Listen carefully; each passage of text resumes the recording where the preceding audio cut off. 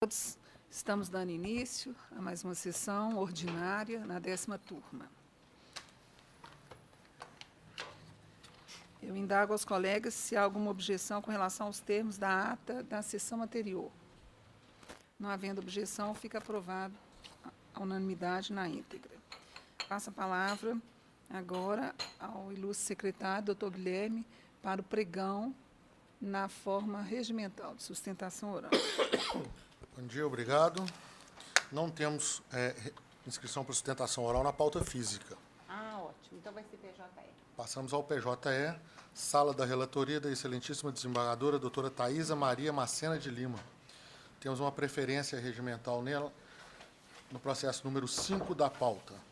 5 da pauta, advogada é de São Paulo. É o RO 10.078-06. Recorrente Banco Santander, recorrido André Rodrigues de Souza e Silva.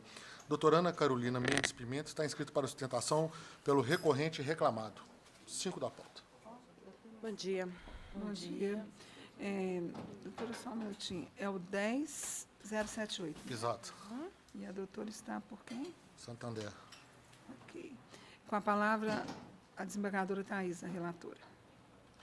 Eu conheço o recurso interposto pelo interessado Banco Santander no mérito do provimento para homologar o acordo entabulado e transcrito na ata de audiência e de EB 23612, exceto quanto à quitação, que fica assim fixada. O trabalhador André Rodrigues Souza Silva concede plena, geral e irrevogável quitação ao extinto contrato de trabalho, bem como todas e quaisquer verbas dela decorrentes, para nada mais reclamar qualquer título ou pretexto, alcançando ainda todas e quaisquer eventuais direitos, verbas e pendências relacionadas ou decorrentes do extinto contrato de trabalho que poderiam ser objeto de demanda extra ou judicial em qualquer instância ou tribunal contra o banco ou qualquer outra empresa com a qual esteja coligado, seja consociada, sucedida, vinculada, filiada e ou coligada. Eu também podia ter colocado isso, que não estava na Esse é o provimento. Não estava no serviço, achei que era suficiente. Desculpe, Vossa Excelência, então, homologa o acordo à exceção da cláusula de quitação total. A quitação fica sendo essa que eu li. Ah. Em aspas, né, que inclusive já deve constar de um outro documento. Excelência, se Guardar? não houver divergência, porque no caso a quitação aí já é praticamente a mesma. Eu sou a revisora, da minha parte não há. Doutor Paulo também não. Fica proclamada a unanimidade. Nós temos o voto da relatora. Obrigada. Bom dia. Retornamos à sala da excelentíssima desembargadora, doutora Maria Laura Franco Lima de Faria, para pregão no Tudo PJE. horário. Tudo PJE. Primeiro processo, também é o número 5 da pauta, RO 10.129, doutor Tiago Luiz Coelho da Rocha Musa, inscrito para sustentação pela recorrente reclamante Daniele dos Santos Ruas, recorrente reclamada BRF, recorridos os mesmos. 5 da pauta. Bom dia, doutor. Bom dia, excelência. Passa a palavra à desembargadora Maria Laura, relatora. Na tela. Ainda não. Está demorando. Está demorando. O número qual? Não, tá rápido. 5. 5 aí, ó. É que aqui tá rápido, tô achando. Sabe o que eu tô achando? Quando é senha, é mais rápido que quando é token. Está longa. Não, Eu tenho usado senha na sessão agora. O jogo começou às 9. Palestra há pouco, 2 horas. então já nós já acabamos.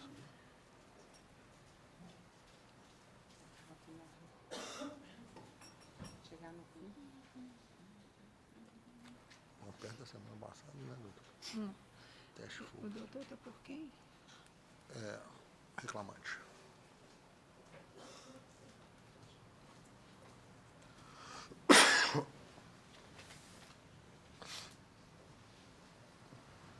Bom, então, eu conheço dos recursos interpostos, rejeito a preliminar de nulidade da sentença, arguída pela reclamante, e, no mérito, estou sugerindo parcial provimento ao recurso da reclamada para reduzir os honorários periciais para o valor de R$ 1.500 e excluir da condenação o pagamento de diferenças de prêmios Quanto ao recurso da reclamante, eu nego o provimento. Mantenho o valor da condenação. É verdade. O senhor tem a palavra.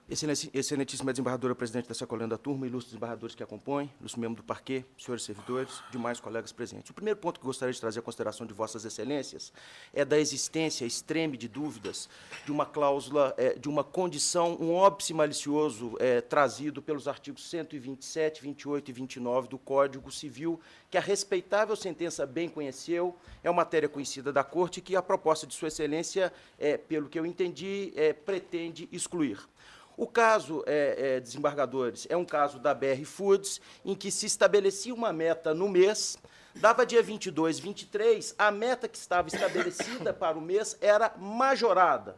Ora, a pessoa cumpre a meta no dia 22, 23, 24, o reclamante, numa cláusula potestativa pura, num óbice malicioso, aumenta a meta, de forma que ele nunca atinja a meta. Esse é o primeiro óbice, mas não para somente nesse primeiro óbice. Havia, no palm top dos obreiros, produtos disponíveis para venda. Ele executava a venda, por exemplo, presunto cru, 50 quilos. Havia problema na entrega desse produto, aquela venda que fora realizada, permitida e avalizada pelo palm top, em razão imputável exclusivamente ao empregador por conta da logística, também não compunha a meta. São 10 os óbices maliciosos, eu vou falar apenas 3. O outro ponto, por exemplo, havia um produto leite UHT que tinha que ser vendido para bater a meta. Só que o obreiro não tinha acesso à venda deste produto. Ora, como se consegue bater uma meta se lhe impõe a venda de um produto cujo acesso lhe é negado? O depoimento pessoal fala isso e todas as testemunhas, inclusive aquelas ouvidas a rogo da reclamada, também confirmam. Essa, insisto, é uma questão conhecida da Corte, não é o primeiro caso do óbice malicioso que é trazido da antiga Perdigão, hoje BR Foods, em que o empregador, violando as questões da meta, impondo metas já determinada anteriormente a meta que deveria o obreiro cumprir, cuida em majorá-las. Mas, então, dessa sorte, com a permissa vênia da proposta de Sua Excelência, a questão do prêmio, a questão do óbice malicioso há de ser mantida. E não apenas mantida, ela há de ser majorada conforme razões trazidas pelo recurso ordinário obreiro. Por quê? Na inicial, ou seja, como diria Cândido Rangel Dinamarca, na instauração da crise jurídica, o que diz a obreira? A obreira diz que se ela batesse as metas, inicialmente havia uma majoração do seu salário de 50%, posteriormente de 66% e, por fim, de 71,4%. A empresa não contesta estes percentuais.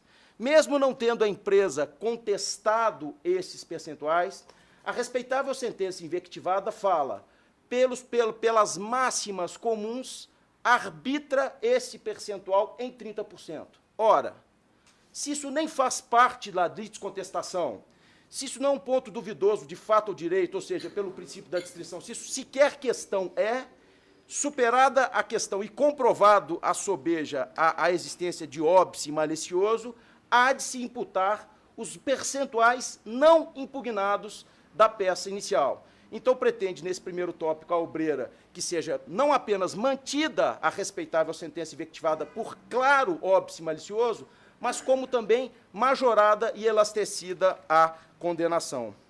O segundo aspecto que se gostaria de trazer à consideração de vossas excelências é o aspecto de que é extreme de dúvidas que, apesar de ser vendedor, portava à obreira um palm top em que constavam todas as informações da venda. Diz o depoimento pessoal, ipsis verbis, abro aspas.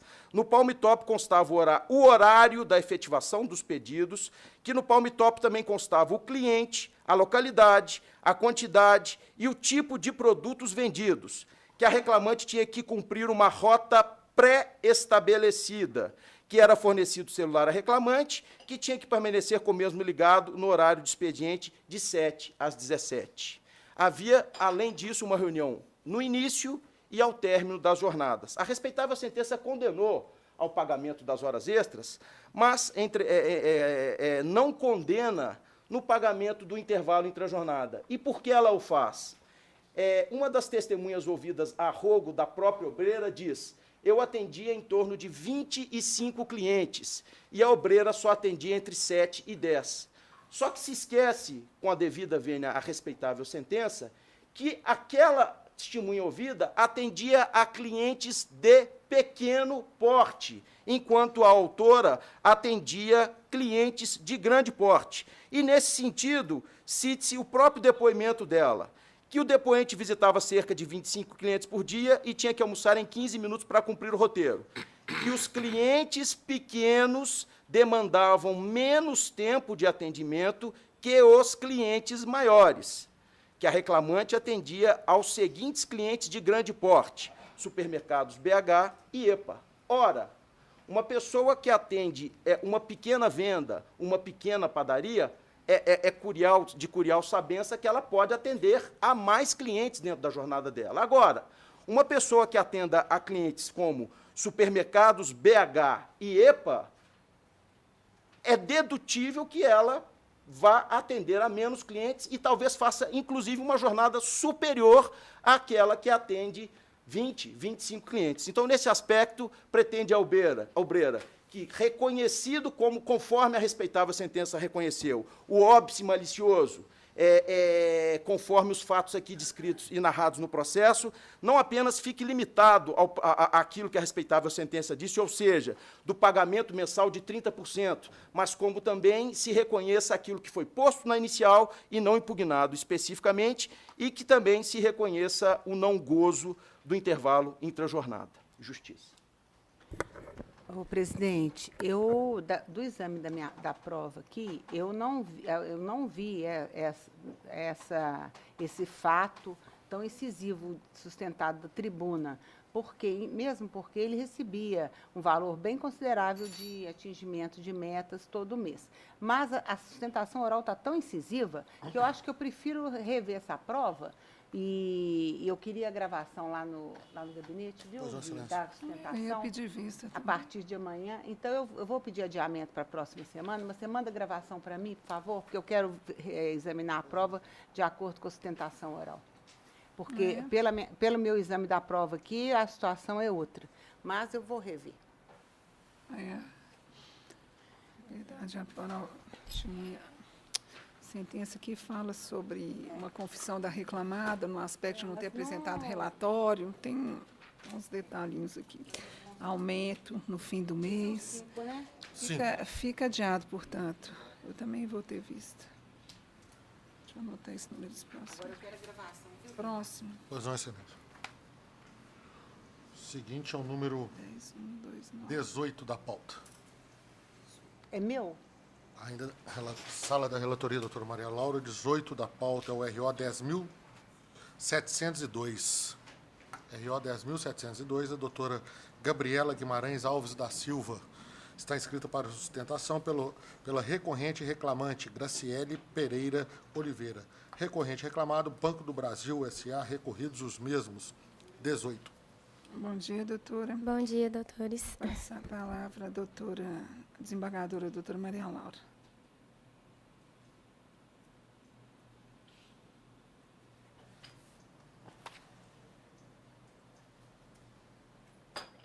Eu estou conhecendo dos recursos e negando provimento ao do reclamado,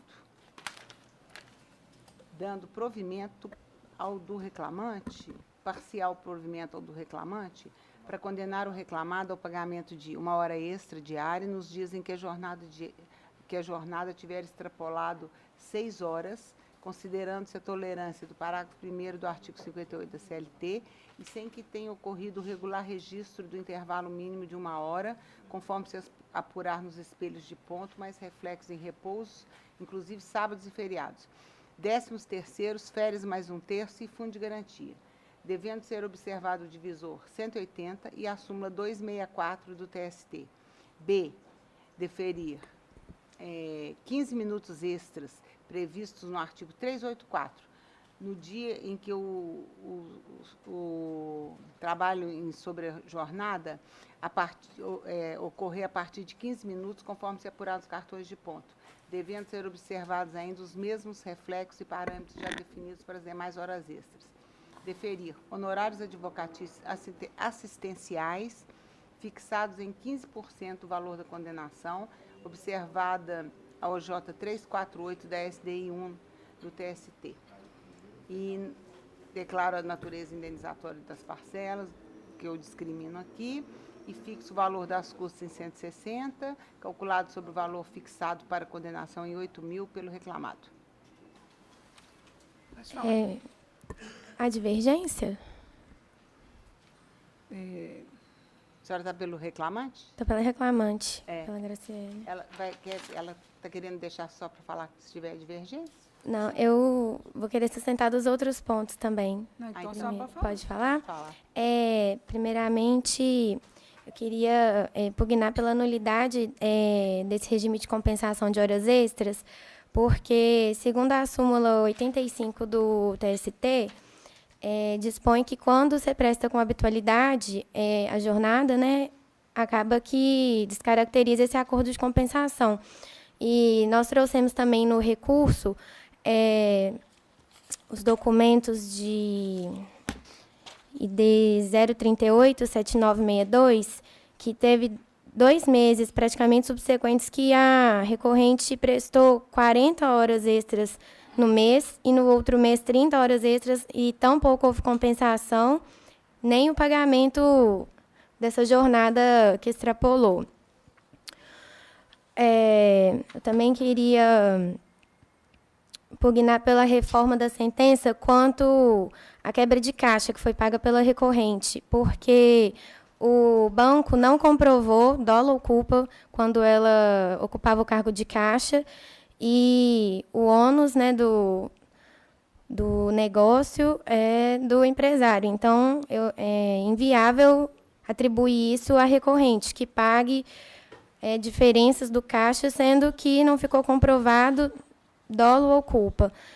E também queria reforçar no tocante à PLR, que, apesar dela ter sido dispensada por justa causa, ela trabalhou 4 meses no banco nesse ano que ela foi dispensada, e, segundo a súmula 451 do TST, independente da forma de dispensa, ela faz jus ao pagamento da PLR, porque ela contribuiu também para os lucros do banco. E é isso. Por fim, a recorrente requer que o presente recurso seja provido em sua totalidade. Muito bem, doutora Maria Laura. Olha, preliminarmente, o que eu analiso aqui é uma preliminar arguída pelo banco de não conhecimento do recurso da autora no tópico referente às horas extras, em razão de inovação recursal. Esse índice às vezes altera, porque esse índice às vezes altera, porque à medida que você desenvolve, você pega às vezes um índice que está separado em 2 índices. Realmente, verifico o seguinte, que após a apresentação da defesa e dos espelhos de ponto, a autora impugnou e sustentou a imprestabilidade dos controles apresentados e, eventualmente, demonstrando diferenças de horas extras com base nos controles de ponto. Diante do indeferimento do pedido na sentença, no recurso, aí já veio a reclamante dizendo que remanescem as diferenças de horas extras quitadas e que o regime de compensação da jornada deve ser descaracterizado. Considerando que na peça inicial a autora aduziu, ainda que genericamente, que a prestação do trabalho em sobrejornada, porém sem o correto pagamento e que, em impugnação à defesa, requereu não só a desconsideração dos cartões de ponto, mas a apuração das diferenças conforme registro dos documentos, não há falar em inovação recursal nesse tópico. Trabalho em grupo, é o que trabalho de fazer. Por isso é que eu rejeitei essa preliminar arguída pela parte. Mas, do exame dos documentos, eu concluí no sentido do voto. Aqui, já no mérito, no sentido do... Qual que é o tamanho da hora extra aqui? LE, profissional de gerente de caixa. Intervalo. Cadê o tópico das horas extras? Intervalo entre jornada. Hora extra. Eu estou entendendo que essa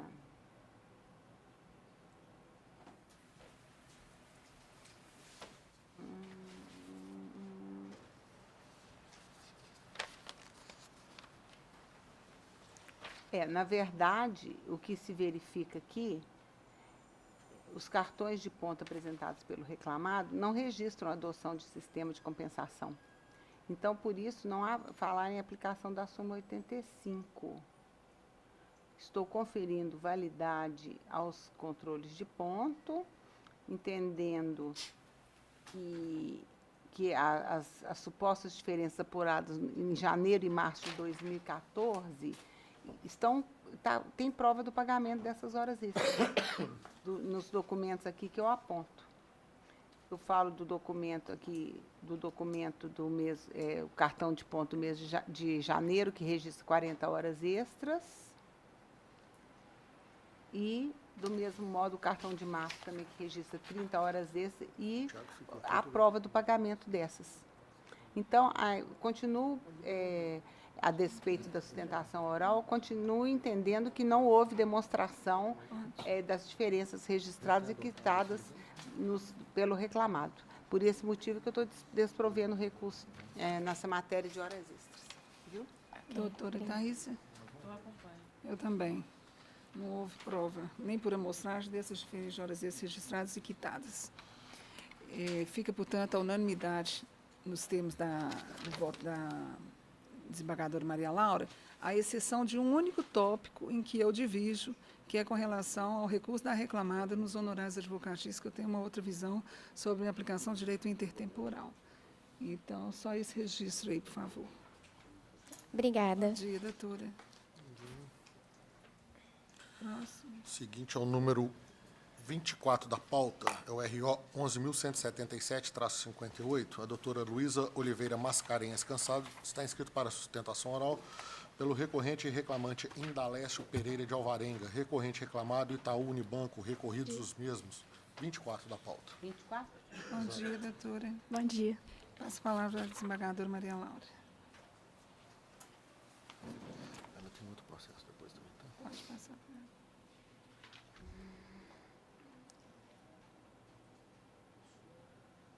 Itaú Unibanco.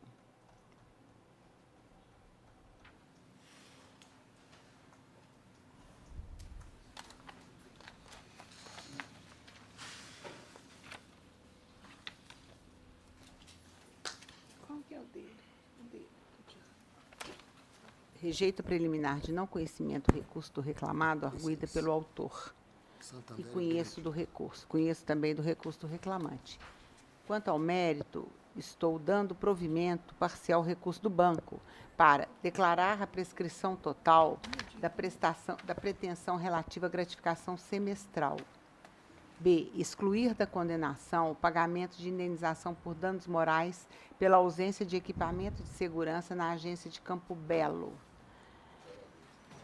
Estou provendo o recurso do reclamante também para ampliar a condenação do réu relativa às horas extras, deferindo aquelas excedentes da cesta diária. Acrescer a condenação ao pagamento de 1 hora extra por dia em decorrência da supressão parcial do intervalo entre a jornada, com reflexo em repouso, aviso prévio, mais um terço, 13º, fundo de garantia, mais 40. Excluir da condenação o pagamento de reflexo de horas extras em gratificação semestral, gratificação de função e indenização adicional. Determinar que na apuração das horas extras seja aplicado o divisor 180. Fixar para fins de apuração da jornada extraordinária o cumprimento de 30 minutos de intervalo durante todo o período prescrito.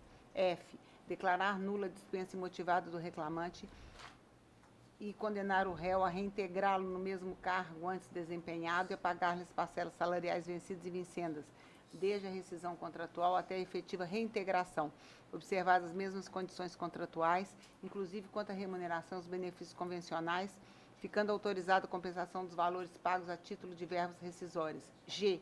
Condenar o réu ao pagamento de indenização por danos morais no importe de R$ 5.000 decorrentes da dispensa às vésperas da aquisição da estabilidade pré-aposentadoria. É meu voto. Tem a palavra. Bom dia a todos. Excelência, muito obrigada. Eu sustentarei se houver divergência. Doutora Thaisa? Eu estou acompanhando a relação. Também, estou na íntegra. Obrigada. Fica proclamada a unanimidade. Nós temos o voto da relatora. Bom dia. Obrigada, doutora. bom dia.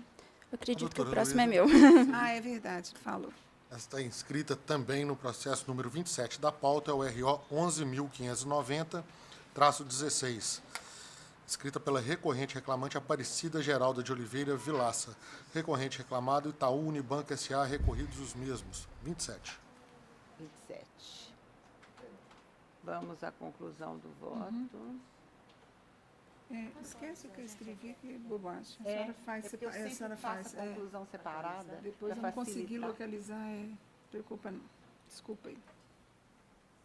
Senhora, que ele não funciona bem, não. Chegar no final aqui. Conheço dos dois recursos e dou parcial provimento ao do reclamado para declarar incompetência da Justiça do Trabalho, para julgar os pedidos de reflexos em previdência privada complementar, extinguindo feitos e resolução do mérito em relação a estes pedidos. B. Afastar a aplicação da prescrição trintenária do Fundo de Garantia. C. Declarar a prescrição total das pretensões referentes às férias-prêmio, extinguindo o processo em julgamento de mérito em relação a esses pedidos nos termos do 487-2 do CPC. D. Declarar a prescrição total da pretensão referente à redução do percentual de gratificação de função, extinguindo o processo com julgamento de mérito em relação aos pedidos de restabelecimento do percentual pago até julho de 97 de diferenças salariais e reflexos decorrentes da redução nos termos do artigo 4872 do CPC. É alterar a jornada fixada nos seguintes termos: das 8 às 19h30, de segunda a sexta, com 30 minutos de intervalo entre a jornada por todo o período prescrito. Determinar que, para fim de correção monetária, seja observada a TRD até 24/3 de 2015, daí em diante o IPCA é até 10/11/17 e a partir de 11/11/17 a TRD. E também dar provimento ao recurso parcial, dar parcial provimento ao recurso da reclamante para declarar a natureza salarial da parcela auxílio à ajuda à alimentação e acrescer a condenação pagamento dos reflexos dessa parcela em férias mais 1/3, 13º, repouso e fundo de garantia, no período laboral imprescrito. É meu voto. Muito obrigada. Bom dia a todos novamente. Eu sustentarei exclusivamente em relação à equiparação salarial. Ficou comprovado, excelências, todos os pressupostos da equiparação salarial, eles são incontroversos, exceto a sentença limitou a improcedência em relação à mesma localidade. Não obstante, ficou comprovado que Paradigma e Paragonado trabalhavam nas regiões de Pará de Minas, Mateus Leme, Itaúna e Joatuba, os quais, segundo a Lei Complementar 89 de 2006, fazem parte da mesma região geoeconômica, porque fazem parte do mesmo colar metropolitano. Em sendo assim, fazem parte da mesma região e estão, portanto, cumpridos todos os requisitos da equiparação salarial, pelo que eu peço que seja revisto o voto nesse tocante e que revisto o restante da turma o acompanhe. Eu peço desculpa pela minha voz, eu tive um câncer de tireoide e às vezes ela oscila depois que eu fiz a cirurgia. Mas é esse o ponto da sustentação. Obrigada. Perfeito. Diferença de caixa.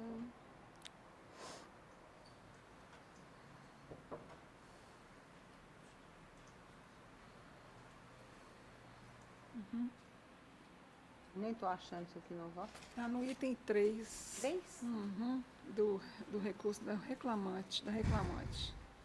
Ela insiste na condenação, porque ela não conseguiu. Então, porque ela ainda não... insiste. tá. 3. A equiparação salarial. Realmente o juízo reconheceu, né, a presença dos pressupostos da equiparação. Alega.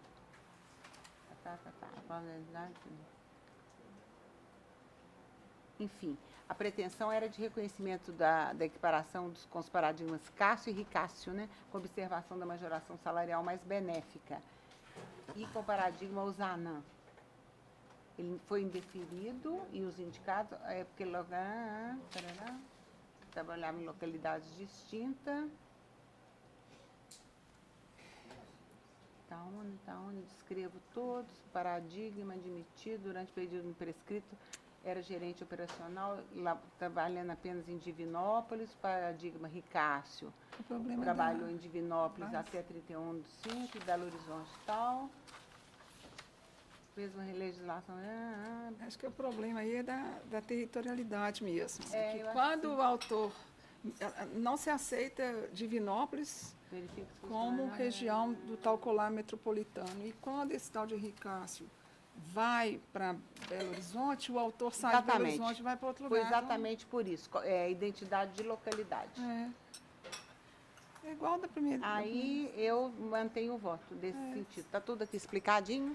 Se houver algum questionamento aí, Vossa Excelência poderá, depois de publicado o acordo. É enorme o item aqui. Se eu for ler o item aqui, tem todos os lugares que ele trabalhou, todas as cidades e etc. Doutora Thaís.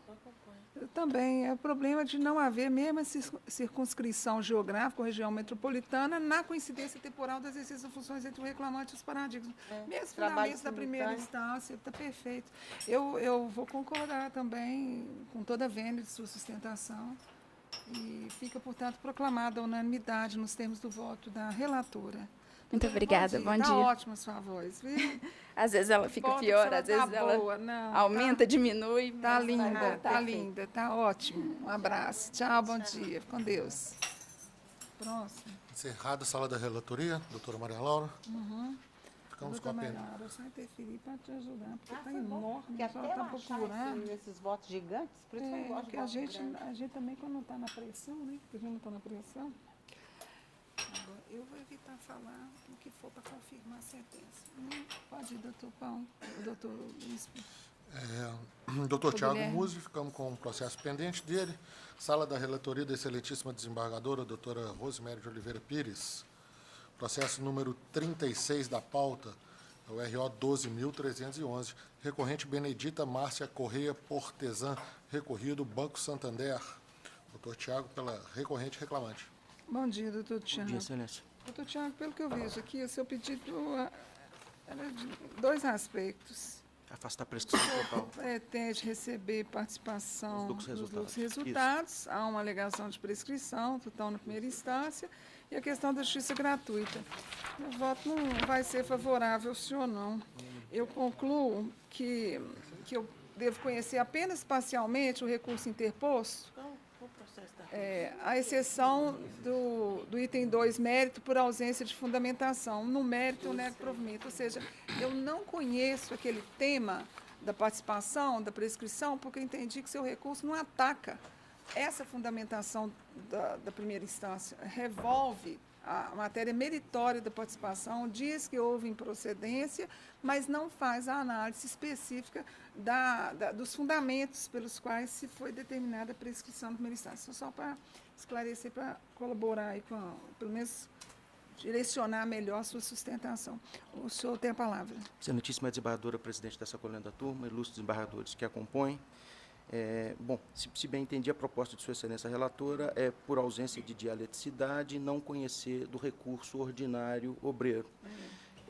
Gostaria de trazer, fui tomado, desculpa, excelência, por essa surpresa, mas não tenho dúvida que efetivamente houve a falta de dialeticidade, mas eu gostaria de trazer duas considerações a vossas excelências.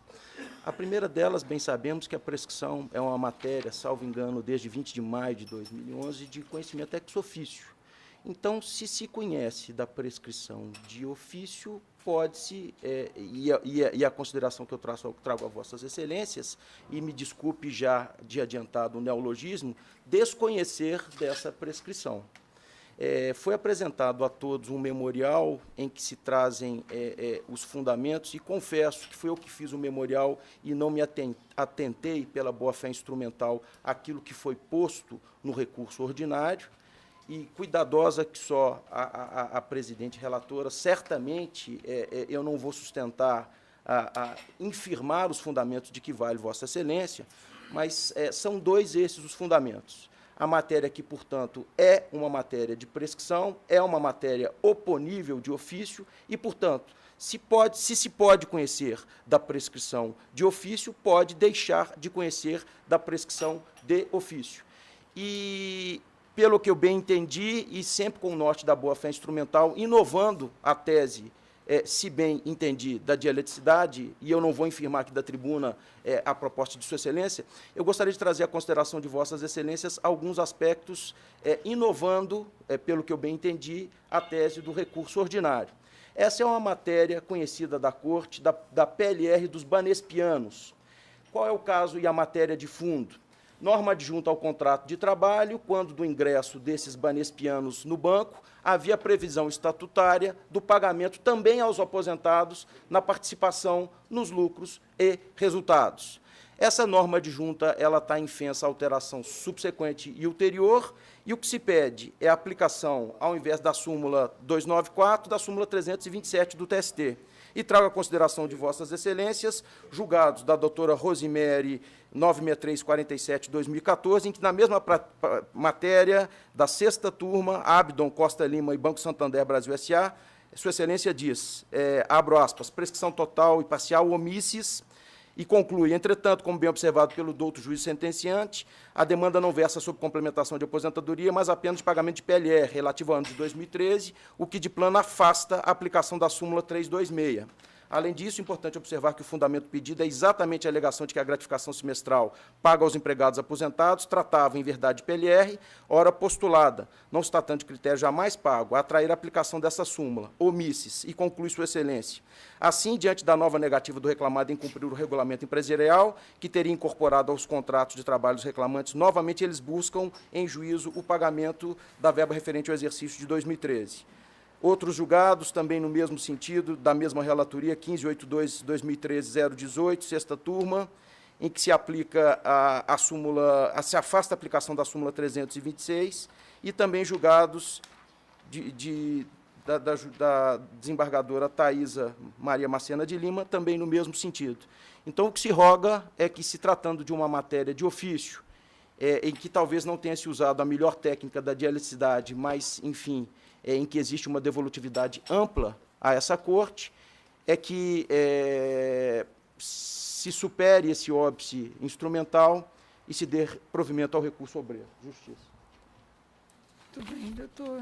Eu insisto em afirmar a impossibilidade de conhecimento dessa matéria, por essa falta de dialeticidade, e digo que, de algum modo, se esbarra, sim, no voto, no enfrentamento da questão da prescrição vistas avessas como tese de Vossa Senhoria, na medida em que eu registro que a reclamante tão pouco impugnou o fundamento da sentença de que o benefício postulado estava previsto em regulamento interno da empresa, que foi exatamente o fundamento que atraiu a aplicação da diretriz constante da súmula 294 do TST, de alguma forma, portanto, referendando, em razão da incontrovérsia, a prescrição aplicada na primeira instância. Mas aqui apenas como reforço de argumento da admissibilidade. Não houve dialeticidade, não foi suprimida a incontrovérsia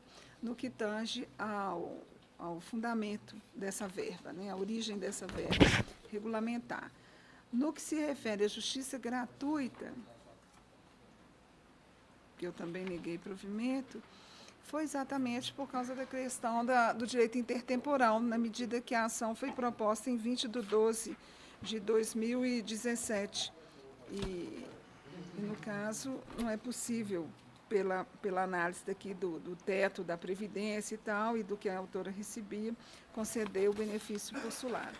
Eu mantenho meu voto e indago ao ilustre desembargador doutor Paulo Maurício, doutora Maria Laura. Da mesma forma, estou de acordo. Então, fica proclamada a unanimidade nos termos do voto da relatora. O senhor tem outro, doutor Tiago? Bom dia. Não? Bom dia. E com Deus. Junto. Retornamos à sala da relatoria da excelentíssima desembargadora, doutora Thaisa Maria Macena de Lima. Processo número 27 da pauta. É o RO 11.094-15. Dr. José Carlos Melo dos Anjos está inscrito para sustentação pela recorrente Fetrominas, Federação dos Trabalhadores em Transportes Rodoviários Urbanos Próprios, Vias Rurais, Públicas e Áreas Internas no Estado de Minas Gerais. Recorridos Venetur Turismo e Sindicato dos Trabalhadores em Transporte Rodoviário de Pouso Alegre e região. O 27 da pauta. Muito bem. Posso ler a conclusão? Bom dia, doutor. Bom dia, doutor. Eu conheço do primeiro recurso interposto pela Federação Autora. Não conheço do segundo apelo que apresentou em face do princípio da unirrecorribilidade. Rejeito as preliminares de prevenção e nulidade parcial do julgado por negativa de prestação jurisdicional. No mérito, nego provimento ao apelo. O senhor tem a palavra. Bom dia, desembargadora presidente. Bom dia, desembargadora relatora. Demais membros dessa corte, nobres colegas. Excelência, esse caso, o litígio, ele versa sobre representatividade sindical. Interessante. E dia 12 próximo passado, nessa mesma corte, houve um julgamento em que também versava sobre esse fato de representatividade quanto ao enquadramento sindical. Estou aqui me referindo ao processo 11.330, de 95, que era oriundo da primeira vara do trabalho de Pouso Alegre. Esse litígio teve como origem o município de Extrema. Porque a sentença sobre a apreciação dessa douta corte, ela está na sentença o seguinte fato, que o sindicato de Pouso Alegre tem uma autorização da Fetrominas para representá-la perante empresas na base sindical daquele sindicato. Esse documento ele está no ID CC 07D69. E consta do seguinte teor: autorizo o Sindicato dos Trabalhadores em Transporte Rodoviário de Pouso Alegre, na pessoa do senhor Antônio José da Rocha, presidente daquele sindicato e nosso filiado, a representar a federação em reunião de conciliação, fechamento e acordo coletivo ou convenção coletiva nas empresas localizadas nas bases deste sindicato. A autorização, Excelência, ela não diz que a autorização de representação é na base da Fetrominas. Ela é clara. Tá? Inclusive, no segundo documento, nesse mesmo ID, também está bem explicitado.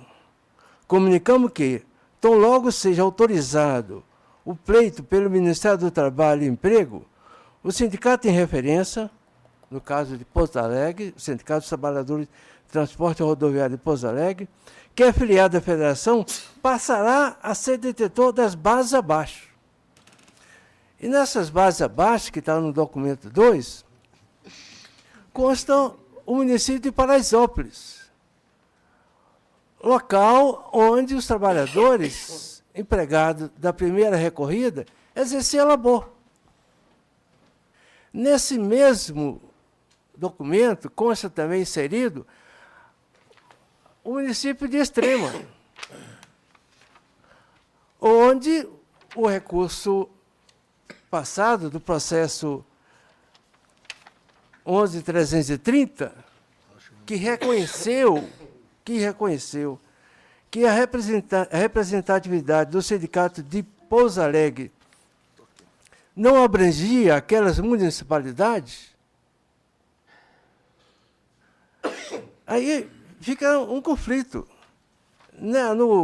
No recurso passado, no acordo passado, tem, ademais, cabe ao empregador conferir a representatividade sindical junto ao seu cadastro do Ministério do Trabalho, no Estatuto Social em vigência, na época dos fatos, não havendo que se falar que foi um erro. Então, Excelência, eu peço aí uma reconsideração do voto, porque, inclusive,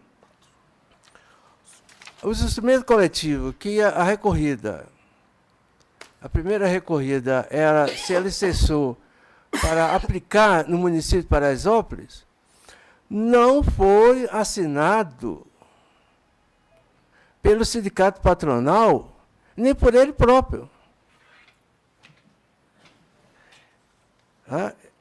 Todas essas convenções, as convenções foram assinadas pelo sindicato patronal de Pouso Alegre, que não tem representatividade no município de Paraisópolis. O Sindicato dos Trabalhadores em Transporte Rodoviário de Pouso Alegre também não tem a representatividade naquele município. Não tinha estendido a base territorial dele para aquele município. E essa confissão está no próprio documento que o segundo recorrido, que é o Sindicato Obreiro, colocou nesses esclarecimentos, que ele foi chamado ali como terceiro interessado. Esse é o documento ID 18C99S8, que consta o segundo teor. Porém, em 2011, houve um desmembramento do referido sindicato para desmembramento das funções de motorista, de carga e de passageiro. Ou seja, eles criaram outro sindicato, o Sindicato de Carga. Ocasião que ocorreu a cessão de parte da categoria para o Sindicato dos Trabalhadores de Transporte Rodoviário de Carga de Pouso Alegre. E quanto ainda, contudo, quando ocorreu o desmembramento, o Ministério do Trabalho acabou por arquivar o processo de extensão de base, cedendo determinada cidade para o Sindicato de Transporte de Carga, permanecendo o Sindicato de Transporte Passageiro apenas com as cidades de Borba da Mata, Cambuí, Congonhal, Maria da Fé, Ouro Verde, Pouso Alegre e Santa Rita e Sapucaí. A comuna de Paraisópolis não tem a representatividade do Sindicato de Pouso Alegre. A representatividade é da federação. Eu peço vindo aqui para repetir a autorização que foi otorgada pela federação para as empresas localizadas na base desse sindicato, ou seja, do Sindicato de Pouso Alegre, que são os municípios de Borba da Mata, Cambuí, Congonhal, Maria da Fé, Ouro Fino, Pouso Alegre e Santa Rita e Sapucaí. A comuna de Paraisópolis, doutora desembargadora, é de representatividade da Petrominas. Então, as convenções coletivas, os instrumentos normativos a ser aplicados, são os firmados entre a federação e o Sindipaz. Os instrumentos que foram anexados em defesa da primeira recorrente, nenhum deles tem abrangência naquela territorialidade. Aí vem o que com inteligência expressa o artigo 617 da CLT. Até se fosse o caso de ter instrumentos, acordos coletivos, que assinado pelo Sindicato Obreiro e pela empresa recorrida, mesmo assim, não teria aplicabilidade por força do artigo 620 da CLT, que as convenções mais benéfica prevalece sobre os acordos. Eu peço vênia, doutora desembargadora, para que avalie o vosso voto, assim como a ilustre desembargadora, revisora, quanto a esse fato, para que não haja prejuízo para os substituídos.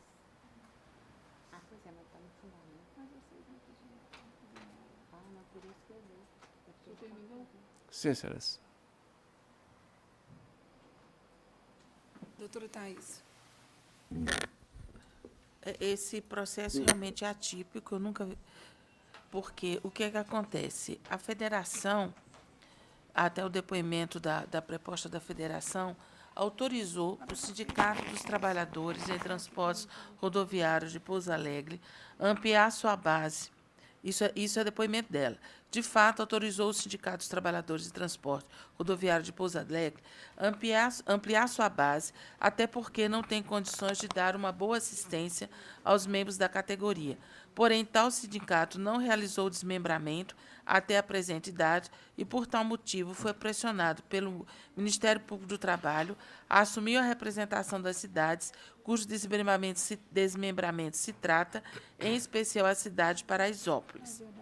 Existe um documento aqui nos autos que comprova que, desde o ano de 2010, a Federação expediu autorização ao Sindicato dos Trabalhadores em Transportes Rodoviários de Pouso Alegre região para estabelecer sua base territorial para os municípios arrolados no documento ID CC 07D 69, dentre eles o município de Paraisópolis.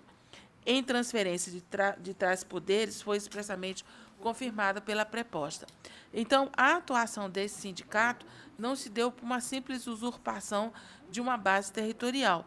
Houve uma autorização do sindicato e as empresas dessa base territorial, baseando nessa autorização, em respeito à teoria da aparência e à boa-fé, elas firmaram esses instrumentos coletivos. Então, eu estou, diante disso, em razão da teoria da aparência, em razão da boa-fé, em razão da autorização, eu não acho que, de inopino, de repente, ele que vinha cumprindo essas convenções, ele tenha que de repente, cumprir as convenções da federação. Então, eu estou até exortando o sindicato que diligencie, com a maior brevidade possível, ultimar as diligências a fim de promover a completa regularização de sua criação. Mas estou mantendo a decisão com base nesses argumentos. Agora é o meu voto. Eu também ouvi a sustentação e vou te falar que ela praticamente esbarra na litigante má-fé.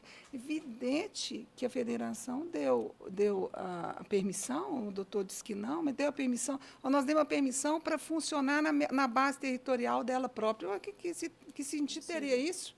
A federação conceder espaço para um sindicato na base territorial desse sindicato, quando não precisa de nenhuma autorização por parte da federação. Evidente que, portanto, a autorização dada pela federação era de ampliação de base territorial, que não era a que já existia, portanto, do sindicato de Pouso Alegre, era de outras.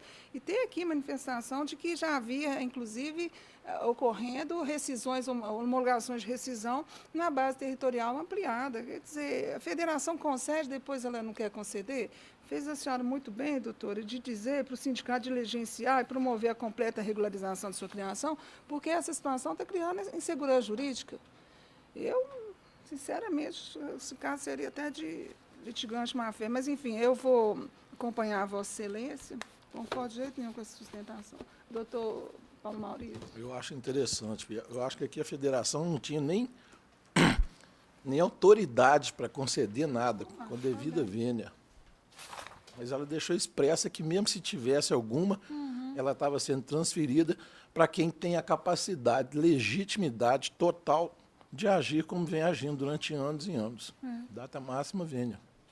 Estou acompanhando integralmente. Muito bem. Fica proclamada a unanimidade. Nós temos o voto da relatora. Doutor, um bom dia, senhor. Bom dia, excelência. Bom dia.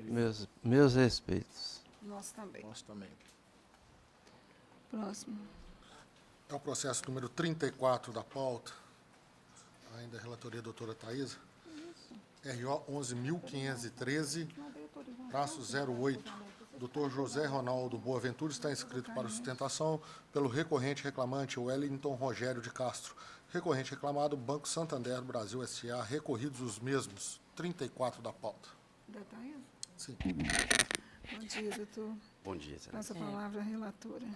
Bom, eu estou conhecendo o recurso ordinário do reclamado, no mérito do parcial provimento para excluir a diferença do sistema salarial de grades respectivos reflexos, excluir a diferença de remuneração variável SRV, excluir os reflexos do PPRS, Programa Próprio Específico, primeiro semestre, segundo semestre, em férias acrescidas de 1/3, gratificações natalinas, horas extras pagas e todas as parcelas salariais anteriores. E em FGTS, com esse recurso adesivo interposto pelo reclamante, dou-lhe parcial provimento para determinar que na atualização dos créditos trabalhistas exigíveis até 24/3/2015 incida a TR. A partir de 25/3/2015 até 10/11/2017, o IPCAE. E de 11/11/2017 em diante, novamente a TR, e reduz o valor da condenação para 40 mil, fixando custas em R$ 800, autorizando o reclamado a requerer a devolução dos valores pagos a maior. O senhor tem a palavra. Excelentíssima senhora presidente, demais julgadores aqui presentes, bom dia. Eu gostaria de abordar 2 pontos que eu acho de suma importância. Primeiro é a questão da política grade. O reclamante, ele é oriundo do Banco Real, Banco ABN. O Banco Real, Banco ABN, ele tinha uma política salarial interna denominada grade. É grade, não é grade. Exato, grade.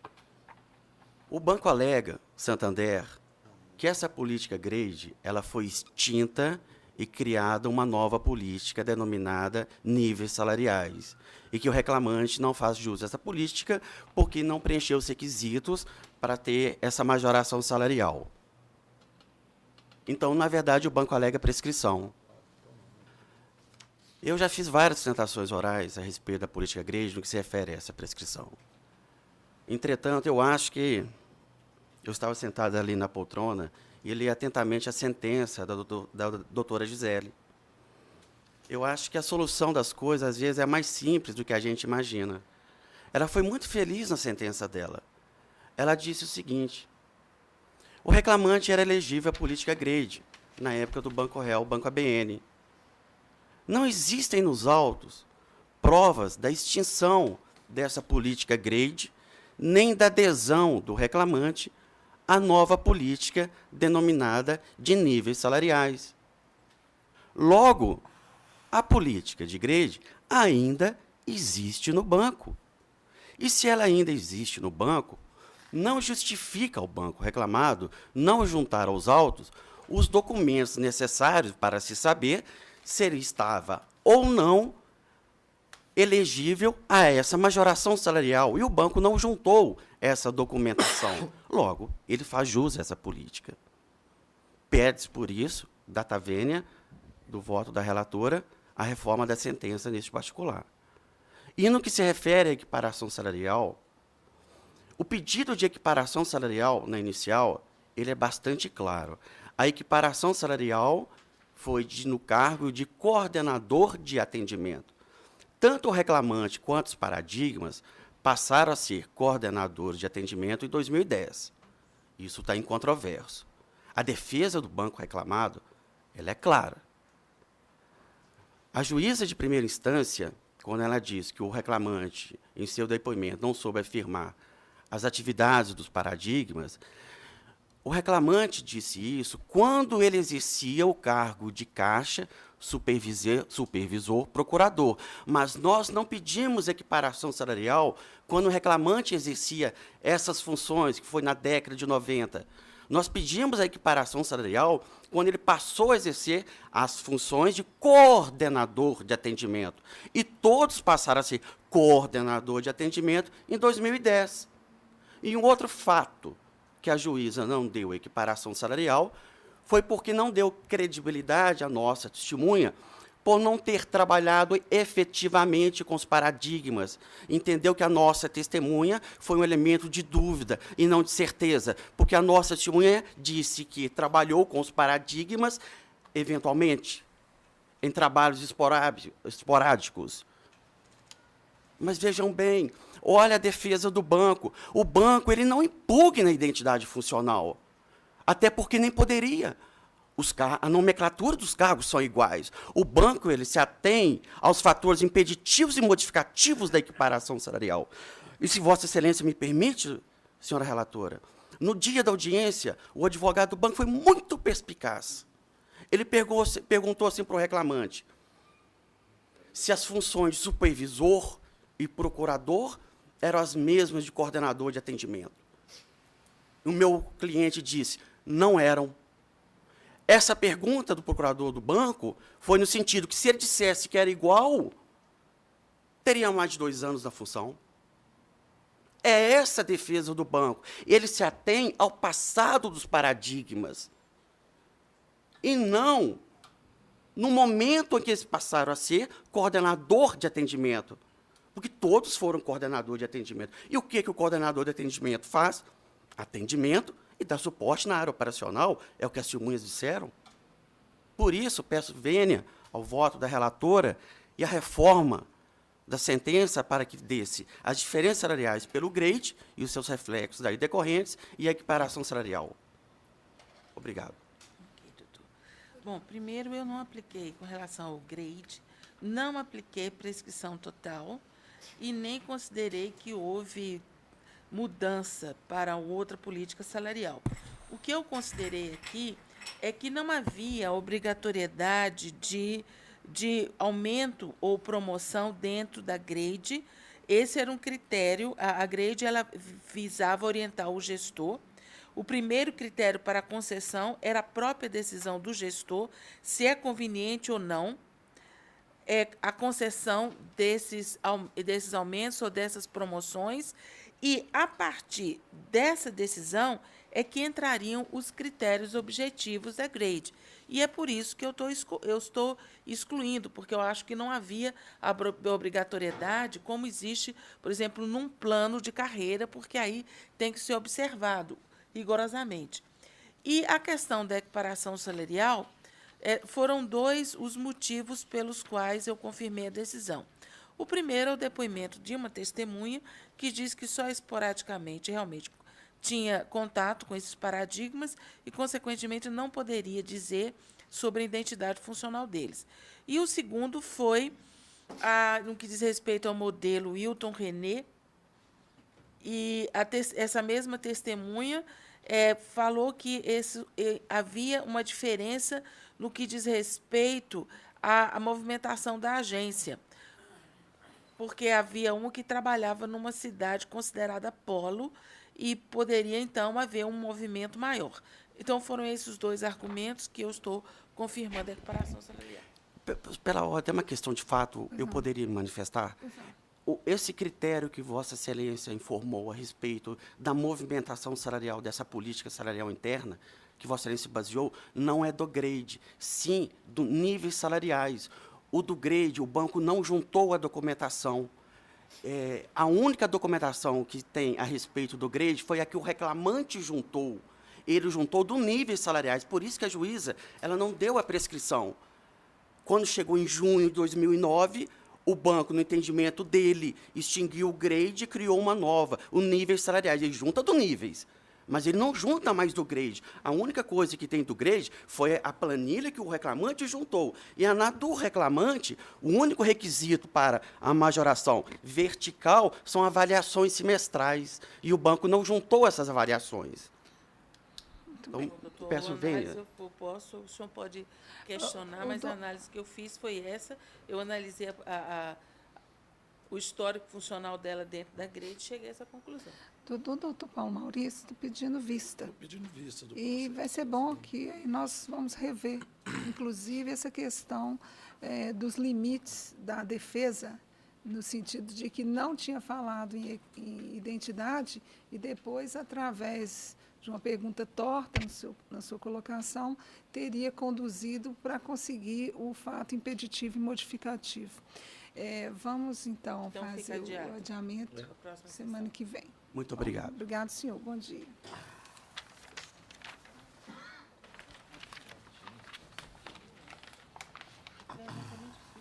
Eu até tentei pegar a defesa aqui, mas são 16 itens, eu não consegui achar. Próximo.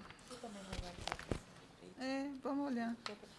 Porque seu fundamento é esse, o grade não é obrigatório. Agora ele diz, meu problema não é esse. Bateu na tecla da não juntada de documentos. Exatamente. Nós temos um problema probatório aí para enfrentar. Pode ir, doutor. Passamos à sala da relatoria da excelentíssima desembargadora, doutora Rosiméria de Oliveira Pires. Processo número 9 da pauta, o RO 10.582-74. A doutora Fernanda Duarte Riger está inscrita para sustentação pelo recorrente reclamante Sebastião Lúcio dos Reis, recorrido Antônio Natali de Angelis. Doutora Rosiméria. Processo número 9 da pauta. Bom dia, doutora. Bom dia, excelências. A senhora é do escritório do Carvalho Furtado? Isso. Então, eu acuso memorial e a minha proposta de voto é de conhecer o recurso e, no mérito, negar-lhe provimento. A senhora está pelo recorrente? Pelo recorrido. Pelo recorrido. Essa aqui foi a confusão no memorial. Ok. Então, a senhora aguarda, se for o caso? Sim, excelência. Então, eu resguardo em caso de divergência. Doutor Paulo, de acordo? Doutora Maria Laura? Está de acordo. Outra sala aqui? Está de acordo. Fica proclamada a unanimidade. Nós temos o voto da relatora. Obrigada, excelência. Bom dia. Bom dia.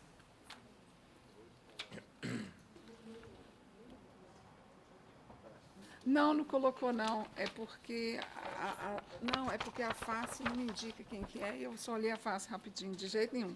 Está perfeitinho, tá?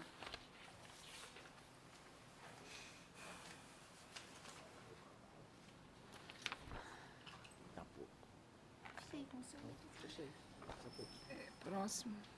O 26 da pauta. Meu ainda. Doutora Rosiméria. Agravo de petição 11.391-12, doutora Tamara Magalhães, inscrito para sustentação pelo agravado Belo Horizonte Refrigerantes, agravante Fernando Ferreira da Silva, 26. Agravado. Bom dia, doutora. Bom dia, excelência.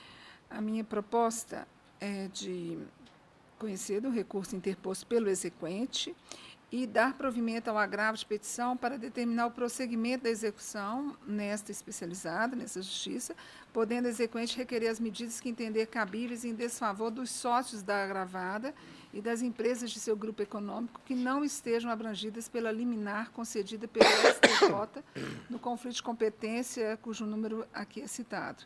Custas pela executada no importe de R$ 44,26, na forma do artigo 789-A da CLT. Só tem a palavra.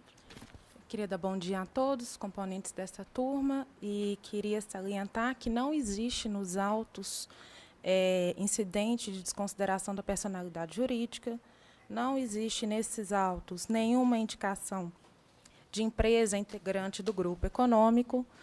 A decisão do STJ em mérito foi para declarar a competência do juízo universal para prosseguimento desta execução.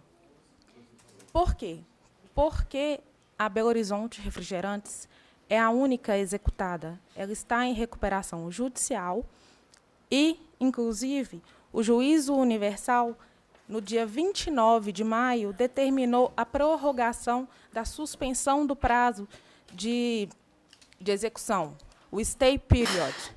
Esse prazo está prorrogado por mais 180 dias úteis ou até deliberação do plano pela Assembleia Geral. Nesse sentido, já tem entendimento, inclusive deste regional, que a execução não pode prosseguir. Então, ainda que se entenda que a decisão do STJ em conflito de competência não se aplica a eventual outro réu incluído na fase de execução, a execução também não pode prosseguir porque o prazo de suspensão ainda está vigente. E é nesse sentido que eu estou pedindo para não para os demais componentes não acompanharem o voto da relatora. Muito bem. Eu mantenho meu voto no sentido de que, fim do prazo de 180 dias, há que se fazer o prosseguimento. Eu não estou aqui nem me referindo à questão de como que o juiz vai encaminhar um eventual pedido do reclamante em relação aos sócios ou grupo econômico, ou empresa do grupo econômico. Simplesmente eu digo que nós somos competentes, que o prazo de 180 findou e, por isso, determina o prosseguimento da execução. Doutor Paulo? Estou de acordo. Doutora Maria Laura? Fica proclamada a unanimidade no seguinte voto da relatora. Obrigada. Bom dia.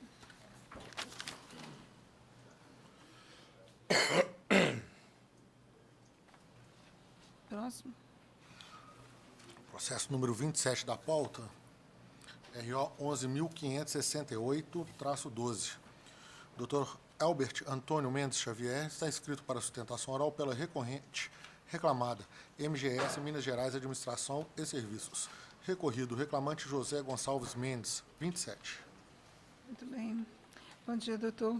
Bom dia, A minha doutora. proposta é de conhecer do recurso interposto pela reclamada MGS e, no mérito, dar-lhe provimento apenas para decotar, o provimento é parcial, para decotar da condenação a obrigação da reclamada de arcar com honorários sucumbenciais, mantendo o valor arbitrado na condenação, porque ainda é compatível, determinando a Secretaria de Retificação de Registros. E nós mesmos havíamos concordado, né?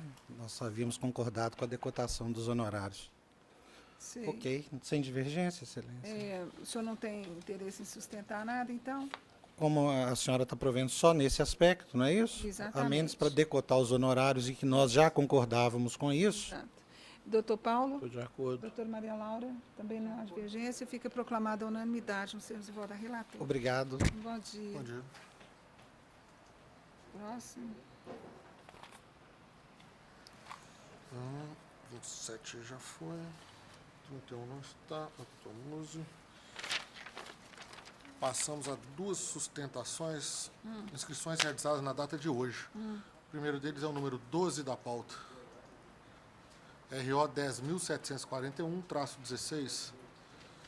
Doutora Hilda Renata Borlido Romlin está inscrita para sustentação pela recorrente reclamada Top Mix Engenharia e Tecnologia de Concreto. Recorrido José Carlos Botelho Dias, ao 12 da pauta. A doutora está por quem?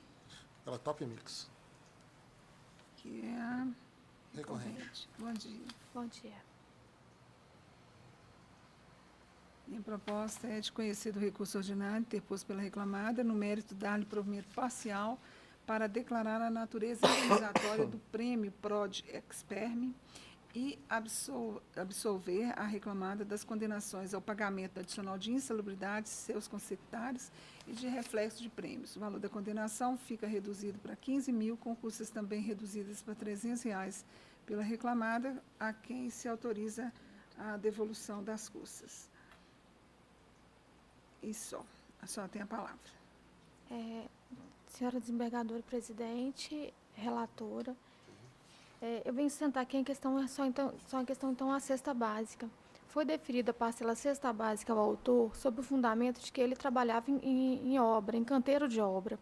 De fato, a convenção coletiva anexada, a convenção coletiva utilizada pela juíza de primeiro grau, é a que se aplica ao autor. No entanto, o laudo pericial realizado, aquele que detalhou as atividades do autor, demonstrou exatamente que o autor, dentre 11 atributos em que ele possuía, apenas um deles era a questão da entrega do concreto na obra, ou seja, o autor ele não adentrava a obra, ele entregava o concreto. E a atividade dele não se baseava na entrega, a atividade dele se baseava em 11 atividades. Então, diante desse fato, a empresa vem chamar a atenção, até mesmo detalhar o que foi dito no laudo. O laudo pericial assim disse, que o reclamante exerceu a função de motorista de betoneira, conforme apurado em diligência.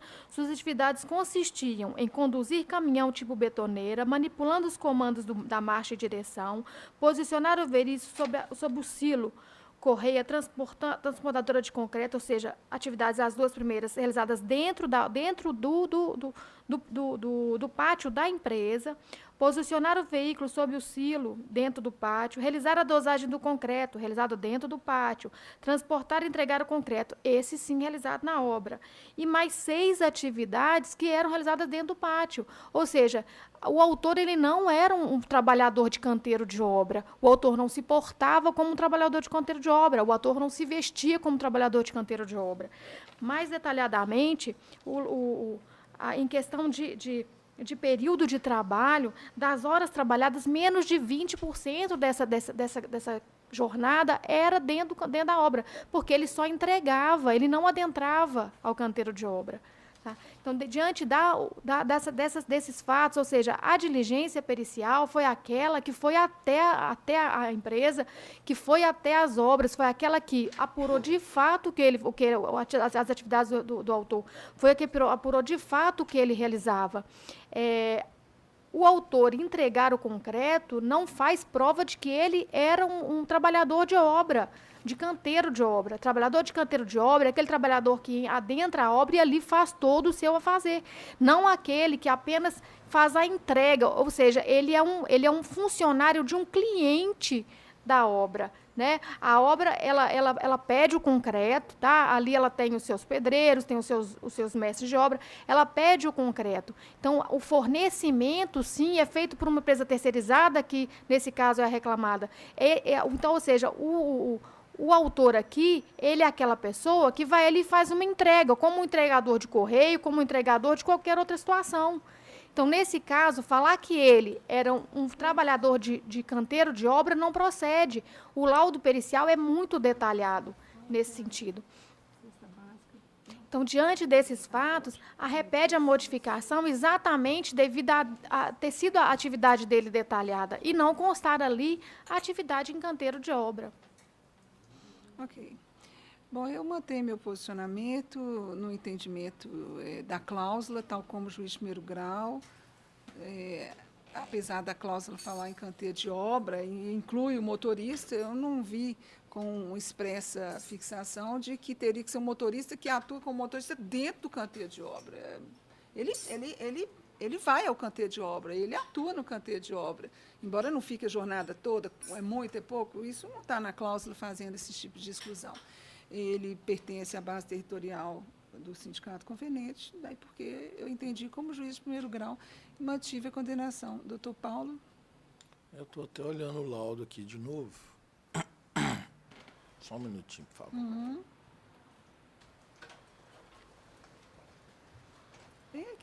Tem aqui informações do senhor Marco Aurélio sobre as várias atividades que ele faz.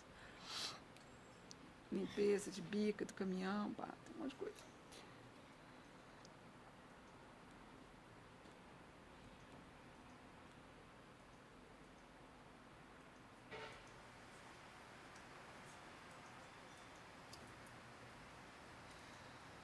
Eu até não fiz a divergência, não, mas essa sustentação está levantando uma questão que consta da defesa realmente. E se for olhar o pé da letra, ele realmente não trabalhava em campo, pela função dele de motorista de betoneira.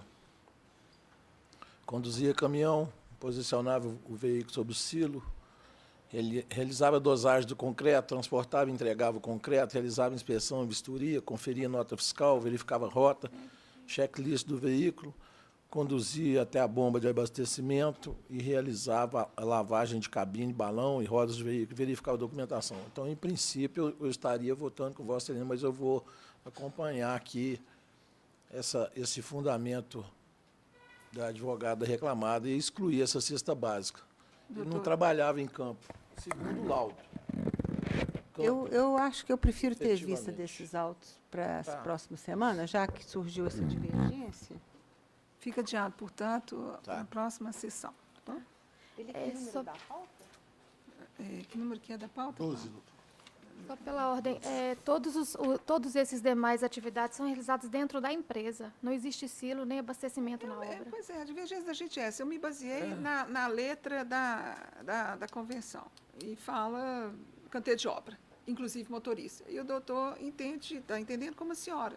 canteiro de obra, motorista desde que fique o tempo inteiro lá no canteiro de obra, enfim.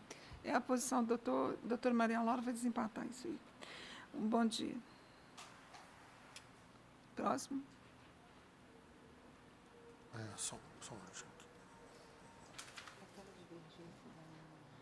Não, na verdade, é o seu desprovimento por outro fundamento. É outro fundamento. A senhora é não, eu vou retirar isso. Salário in natura. Fica bom para o cara, não dá? Não quer cláusula para o tem que pagar. Tá certo. Mas talvez, como ele recebe um ticket de refeição, podia fazer uma compensação, porque ele recebeu o ticket. Agora, a senhora vê o que é canteiro de obra e motorista aí. Pode ir. É o 32 da pauta.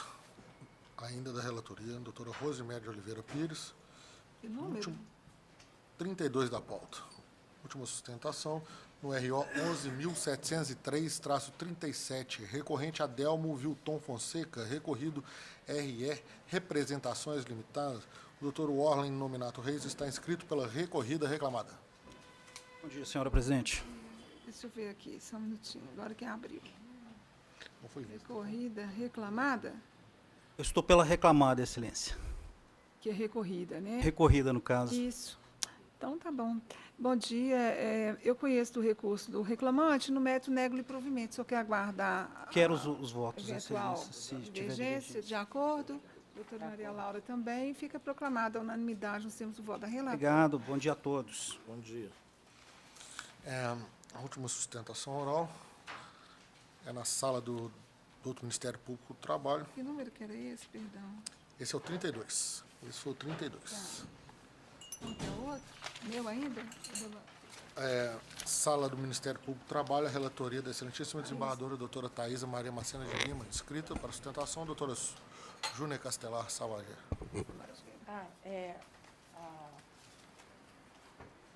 Na salinha do Ministério Público. Salinha do Ministério Público. Tiraram o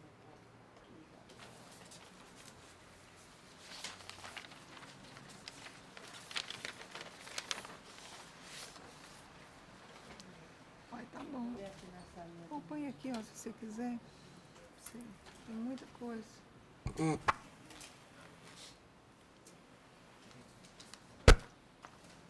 Esse não participa, não.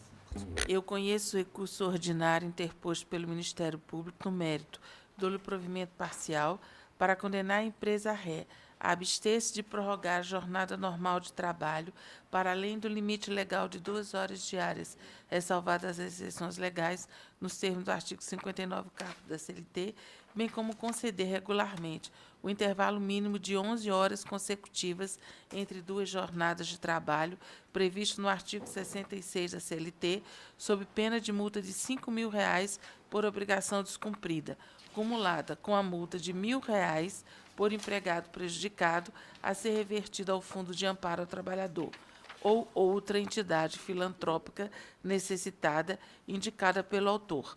Majorar a indenização por danos morais coletivos para R$ 300.000, bem como determinar que as penalidades fixadas na origem sejam apuradas de forma mensal, até que a empresa ré efetivamente cumpra a determinação judicial de regularização do ponto eletrônico, estabelecimento para filhos ou convênio com creche, contratação de cota mínima de aprendizes e trabalhadores com deficiência.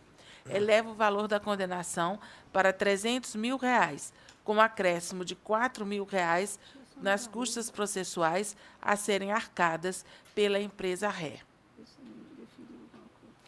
Doutora Júnia. Senhora presidente, excelentíssima relatora, demais julgadores, advogados, estagiários presentes, servidores. Excelência, o provimento foi parcial, né, pelo que eu pude perceber, alguns requerimentos constantes do recurso parece que foram indeferidos. Eu vou me reportar as razões recursais, pedindo vênia para insistir que o provimento seja ampliado, e vou utilizar o momento da sustentação oral para destacar apenas a questão da multa. eu não sei se eu compreendi bem, Excelência, a multa ficou por obrigação e por trabalhador. Veja bem, no provimento que eu dei, a ampliação da condenação, eu estabeleci uma multa de R$ 5.000 por obrigação descumprida, cumulada com R$ 1.000 por empregado prejudicado. E a multa fixada em sentença, eu mantive o valor, só que eu diminui a periodicidade. Ela é mensal. A cada mês que ele não cumpre, vai aplicar a multa. E o valor do dano moral coletivo eu elevei para 300 mil. Tá certo. Obrigada pelo esclarecimento, Excelência.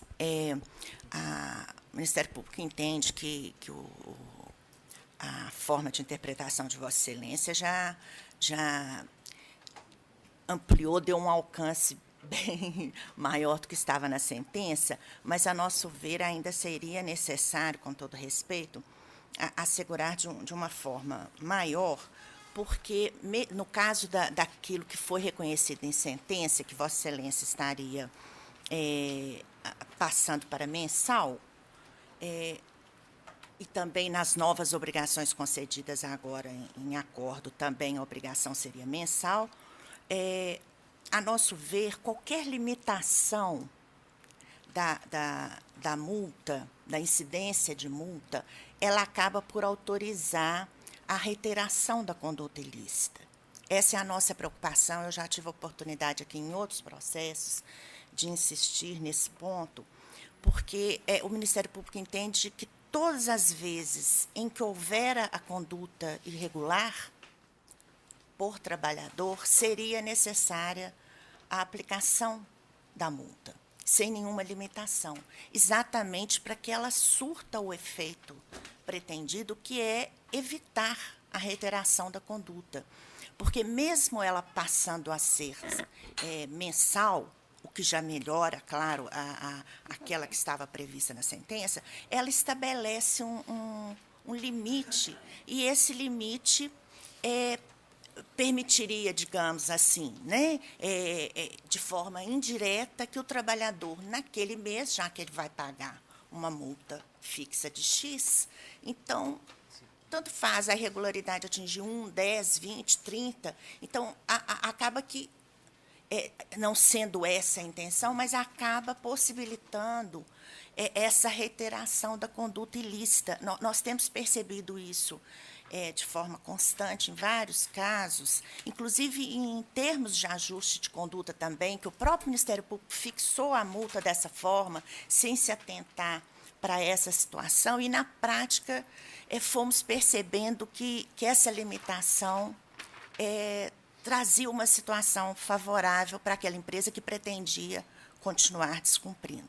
Então, pedindo vênia a Vossa Excelência, que já melhorou no voto a forma de incidência da multa que havia sido prevista em primeira instância, eu insistiria nessa oportunidade que não houvesse limitação, né? Porque a multa, é claro, depois, se por qualquer motivo entender que ela se tornou exorbitante, essas questões podem ser revistas, porque não fazem mesmo coisa julgada. Mas a limitação prévia, a nosso ver, já dá uma certa garantia para ré. Então, eu insistiria, pedindo vênia, que Vossa Excelência fizesse uma revisão nesse ponto, que fosse acompanhada pelos demais julgadores, para que não houvesse nenhum tipo de limitação, que ela ficasse prevista por obrigação descumprida e por trabalhador, mas sem limitação temporal, a que eu me refiro, né? Nenhuma limitação temporal e nem de valor, porque, às vezes, o caso também prevê uma limitação de valor. E quanto aos demais pontos, Excelência, em que o acórdão não deu provimento ao recurso, eu me reporto às razões recursais, requerendo que haja ampliação do provimento. Ela quer multa diária. Ela quer multa diária. Mas não está, não. Não, mensal. É mensal, Mensal, só que não tem limitação, não? Em vez de fazer... não tem limitação, porque o tempo que ela estiver descumprindo, vai incidir todo mês essa multa. E pesada. 50 O máximo que se poderia pensar é na proporcionalidade do mês do cumprimento, do adimplemento. É um gatilho. Agora, o que nós estamos fazendo é assim, dando no máximo, vamos supor, 30 dias. Não vi essa limitação também. Não. É o que ela quer diário, nós estamos mensal. Mas... intervalo, tudo assim. Aí outra coisa, quando tem alguns tipos de descumprimento que pode ser um Joãozinho sem braço. Quando está chegando o 30º, ela cumpre, aí ela cumpre 2, 3 dias. Mas não é o caso aqui, não. Porque esse caso aqui é de contratação, é de creche, não dá. Acabou. Mensal. Você sabe que é, não? Perdoa. É. A outra obrigação que foi deferida, que estaria sendo deferida agora de jornada, ela também ficou dessa forma de... Quantas multas? A empresa não cumpre nada. Intervalo. Se quiser aprimorar para Da colocar proporcional ou em dias proporcionais no mês do cumprimento, podia ser uma forma, mas não tem limitação, não tem não. Tem uma periodicidade, criou uma periodicidade, onde não havia. Doutor Thaís, insiste no voto? Eu também vou ficar com o voto da doutora Thaís e o doutor também fica proclamada unanimidade nos seus votos da relatora. Obrigada. A senhora quer diária. A senhora vai até a gota, né? É porque... Só quer diária. Sustentação oral. A cada constatação. Mas nós estamos fazendo para cada constatação. Não, se você constatar 10 vezes no mesmo mês, você vai aplicar uma. Mas a senhora quer... Entendeu? Então, quer dizer, ele já constatou que estava irregular. Sabe, ele vai pagar uma multa. Mas a multa... Não, já porque é um marco que volta à frente. Aí, ó, acabei de falar, você não olhou o negócio. No mês. No mês. É isso que é a nossa preocupação, entendeu, excelência? Eu tenho remoto lá.